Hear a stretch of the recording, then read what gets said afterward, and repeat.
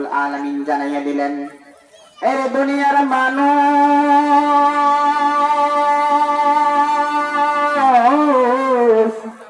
দুনিয়ার মানুষ, কথাগুলি খুবই খেয়াল করে শোন।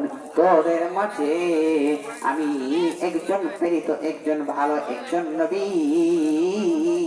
প্রেরণ করেছি। আমার ভাই, আমার বন্ধু, এ বাবাজি, নবী মুহাম্মদ রাসূলুল্লাহ সাল্লাল্লাহু আলাইহি ওয়াসাল্লামের প্রতি নূর নামক কুরআনুল কারীম 30 পারা নাযিল করলেন।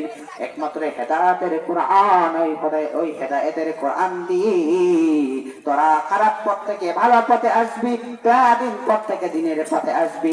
আমার ভাই, আমার বন্ধু,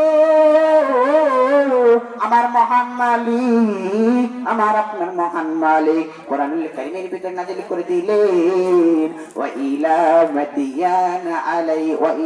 মাদিয়ানা আখাহুম শুআইব,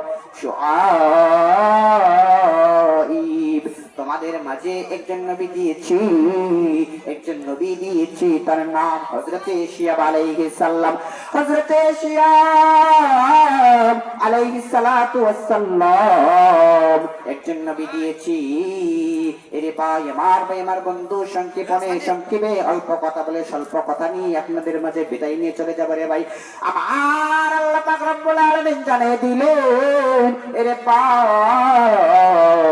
ভাই, তোদের মাঝে আর আমি আল্লাহ তাআলা নিশ্চিত করে দিলাম। এই আয়াত দ্বারা বোঝাচ্ছে, এই আয়াত দ্বারা আল্লাহ পাক রব্বুল আলামিন বোঝাচ্ছে যে মাদিয়ানবাসীদের দিকে আমার আল্লাহ পাক রব্বুল আলামিন ওই হযরতে শিয়াব আলাইহিস সালামকে দিয়ে পাঠাইলেন। তার কারণ যে ভাই, তার কারণ যে ওই হযরতে শিয়াব আলাইহিস সালামকে আল্লাহ পাক রব্বুল আলামিন দিয়ে পাঠাইলেন। ওই ইহুদি ধর্মের লোকেরা হযরতে শিয়াব আলাইহিস সালামের কথা শুইনা